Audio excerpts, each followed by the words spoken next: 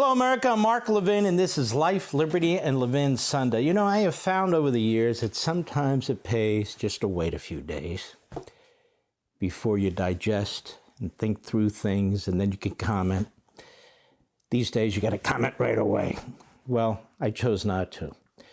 So I've been thinking about President Trump and his meeting with Putin on Friday evening, and I thought to myself, there's no way Putin would have met with Biden. There's no way Putin would have met with anyone else but Donald Trump. And I think it's important that we set this up properly. Putin's in deep, deep trouble. He was forced out of Syria. Assad got creamed by the Israelis.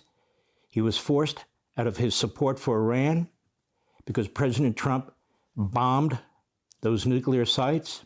So he's been relatively pushed out of the Middle East.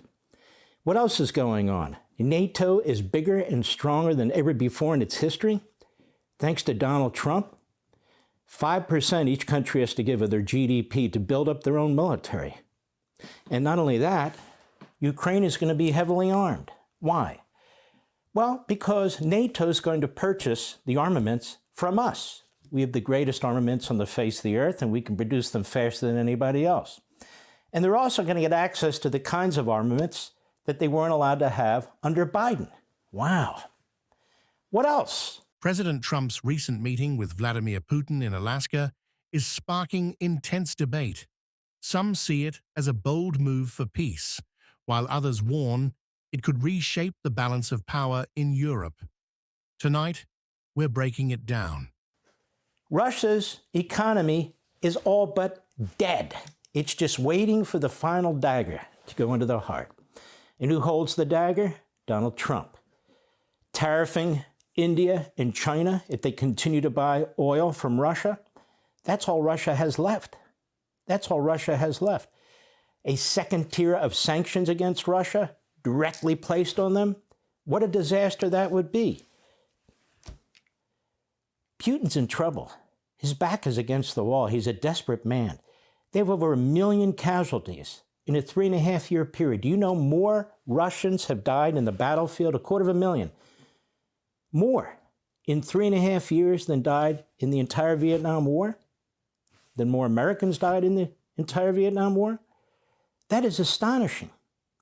On Life, Liberty, and Levin, Mark Levin argued that Putin is in deep trouble, pushed out of Syria, weakened in the Middle East, and facing an economy on the brink of collapse.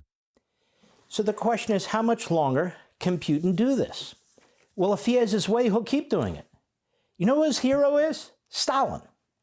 Do you know Putin is the second longest dictator in the history of Russia? Stalin being the first. And you know what else about him? He wrote a document.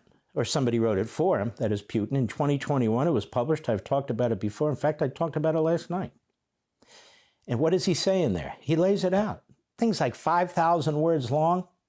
And I looked at it again. Ukraine's just the beginning. Ukraine is in between him and Europe. He talks about Poland, because, you know, there are Russians in Poland. He talks about Romania, talks about Lithuania, the Balkan states. That's where this guy's head is. One of the key points Levin makes is about Ukraine. NATO is more united than ever, and Ukraine is receiving advanced weapons that once seemed out of reach.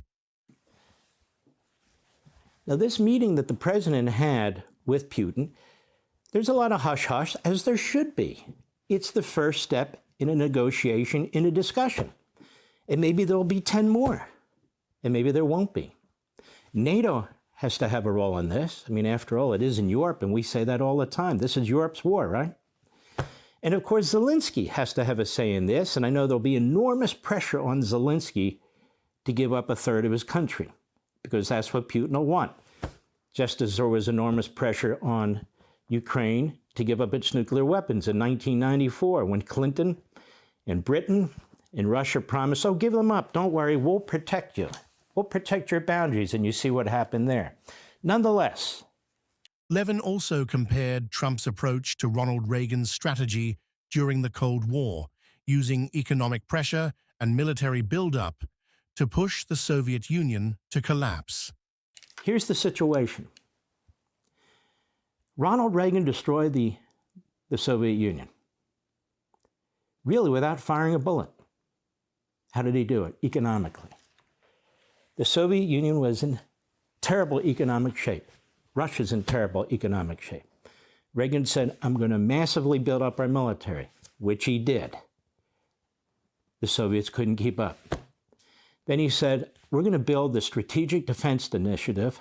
The left mocked him. They called it Star Wars. That was a hundreds of billions of dollars a project. And of course, Gorbachev and the Soviets couldn't keep up. And so Reagan walked out of nuclear talks with them. They were going to basically, dump almost all the nuke weapons. And Reagan said, no, we're going to do the Strategic Defense Initiative, which, as we now know, are these defensive missile systems, and we want to build the Golden Dome and so forth and so on. Well, eventually they relented. They relented. Now, keep in mind, Gorbachev and Reagan were friends. Their wives were friends. Gorbachev was no Stalinist like Putin. None. Levin didn't shy away from painting Putin as desperate and dangerous, even comparing him to Stalin, with over 1 million casualties in the war so far. So where does this leave us? Levin suggests Trump could pressure Putin economically, just as Reagan did decades ago, but admits nobody knows how or when this conflict will end. But Reagan still wanted to take down the Soviet Union. He said, you see, Kissinger had it wrong. Détente is wrong. And all these others, George Kennan early on, he had it wrong, mutual assured destruction. The Soviet Union can be destroyed. We build up our military, we confront them wherever they are, whether it's our hemisphere and so forth and so on. But most of all, we have economic power, peace through strength. And he destroyed the Soviet Union. Russia's in worse shape than the mothership, the Soviet Union, was. Worse shape. Right now, we have all the cards in our hands. Now, the problem is Putin is a monster, like his hero Stalin. So what? 1 million casualties.